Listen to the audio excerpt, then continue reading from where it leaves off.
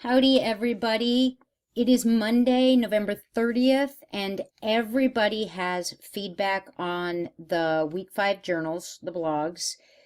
I emailed it to you as well as posting it because of, and it only seems like it's down to about 20%, but that's 20% of the people who are frustrated and had to email me. So everybody got your blog feedback emailed to you. Now, there were a couple of things that came up repeatedly, so I want to clarify. First of all, I was asked, why do I make videos where I'm always either in the corner or directly in your face? Sorry. Instead of just speaking over the computer. And I tell you, because I believe it's important to be transparent and role model, that number one, because of ADA issues, theoretically, I should not be posting any video without captions. But number one, there's no time. There's just no time. I can't caption everything. Number two, nobody in this class has specifically called out for the accommodations, but everybody has a preferred learning style. And for those who are visual, what tends to happen is they will actually do some lip reading. And if anybody does have an auditory issue, they can also do lip reading or some semblance of it if there's any issue with understanding what I'm saying. So I apologize if my big scary face is disconcerting, but please note that it's not because I want to share my fabulous hairdo with the whole wide world. It really is a meaningful choice. Now let's look at the videos. I'm sorry. Beep, beep, beep, beep, beep, back it up. Let's look at the feedback for the blogs. This was when you were supposed to do either your visual graphic, your organizer for your paper, or do the outline. And it was about 50-50, which it usually is. First, I want to say multiple people commented how they appreciated this specific assignment because it helped them see how everything really fit together. And you guys know that sense of when your students go, oh, yeah, cool, okay, thanks, I got it, I got it, I got it. So I'm thrilled how many people this was where the light bulb went on and you truly had a ZPD moment where in doing the work, in actually being engaged in pulling the pieces together and putting them in appropriately, how they would flow and scaffold, you went, oh, I get it, I get it, I get it.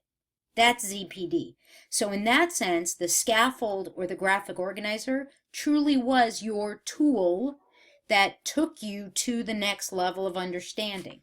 Okay, this is why stuff like this is so important. This is why I asked you guys to fill in just bullet points. And some people pretty much just put it in their country and then just gave it the rest of it to me, which, okay, nobody got beat up for that. But know that you missed an opportunity. And when you translate this into the real world for your students, if you do stuff like this, outlines are fabulous ZPD enhancing tools for this very reason. Some people give full-on study guides where they've completely already filled it in. I don't think that's your best bet, because that act of putting in the information in the scaffold really does serve as a tool for, I see how it all goes together. Okay, so there is method to the madness. Please, handful of people, do not forget the juxtapositions. They are crucial. You cannot do a valid, meaningful comparison unless you've done your juxtaposition, because otherwise the reader can't be certain that the comparisons you're drawing are valid. This step may seem repetitive for some of you because For some countries, for some papers, for some topics, the juxtaposition is going to be very thin. Well, they use the same terminology and they all have the same practice and they blah, blah, blah, blah, blah, blah. It's all the same. Okay, say it. Remember, your reader is coming into this topic cold. Just like you've all been reading different research, valid journal articles, and all this, don't you appreciate it when someone lays out for you? Now, as you're reading this, you may question or you may note, blah, blah, blah, but here's to clarify. It's for the reader, but it also serves you to ensure that the very things you're comparing are meaningful and appropriate. I've had a lot of people tell me it was in doing the juxtaposition that they actually came to go, oh, wait, that doesn't line up. Oh, or conversely, oh, now I see how this fits with this, okay? So once again, it may feel like this class is very product oriented, but it's all about the process you have to go through to be able to craft that final product, okay? So juxtapositions have to come before comparisons.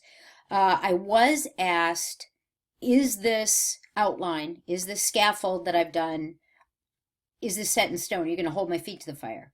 Well, no, I'm not going to do that, but recognize that it offered you a very clear tool to ensure you had everything in that paper that needed to be there, right? Now, a couple of people were panicking about social fabric. You're not doing a volume on the history of your country, but remember what we talked about at the very beginning of class. With anything that is ethnographic focused, and comparative ed is ethnographic methodology a go-go, okay? With anything that focuses on culture, you've got to give that sense of a little bit of history, a taste of understanding. You know, on some level, it's kind of like trying to talk about croissants and saying only that people in France eat a lot of croissants. Okay. Why? And where did croissants become a big deal? Well, you don't have to go into volumes and volumes, but, you know, they were brought in as a cultural thank you to a queen who came from a region where they had been a big deal and she was homesick, so her people wanted her to love France, so they started making these special rolls in the shape of the crescent moon so she'd feel more at home. Okay, just a taste, an amuse-bouche, if you will, to use another food term, which means pretty much nothing to me. If it's not chocolate, what's the point? Solid. I don't know what that meant. Okay, so guys, I hope everyone had a wonderful Thanksgiving weekend. I took my boys to Disney for 2 days, and because I am an evil, awful mother, I took them to a princess brunch. Oh, it was awesome. The little one just kept putting his towel, his napkin over his head. He was like, not another princess. It was awesome.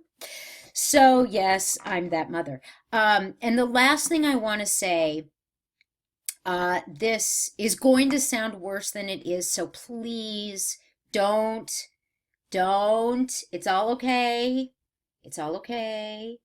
But I am racing to get you all your feedback from week 5 because it's all okay. I have to go in for some medical tests this week. I have a rare form of cancer. It's okay. It's okay. It's in remission. Honest. I'm in great shape. But every December, I have to go in for a battery of tests just to double, triple check that it really is. So if you don't get all the feedback by end of day Tuesday, then you probably won't get the rest of it till Friday. I am doing the best I can, I promise you. So please understand. And if you email me Wednesday or Thursday and I don't get back to you right away, please understand it's just because I'm in a place where they take my cell phone away. And believe me, they have to pry it out of my hands. So I'm telling you, don't anybody worry. Don't send me an email and tell me, it's all going to be okay, because it is going to be okay. I know it's all good. 2 years I've been dealing with this now. It's all cool, but it's December. I have to do this. Okay.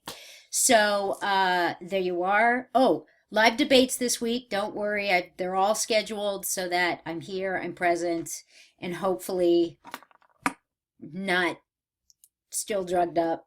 But if I'm very giddy during your debate, just go with it. Okay. Only one group so far has asked to meet live. Time is ticking, guys. I'm not saying you have to, but I'm saying it always helps. Okay. Here's to a great week 6. I look forward to seeing everybody and hearing you all live in the debates, and onward.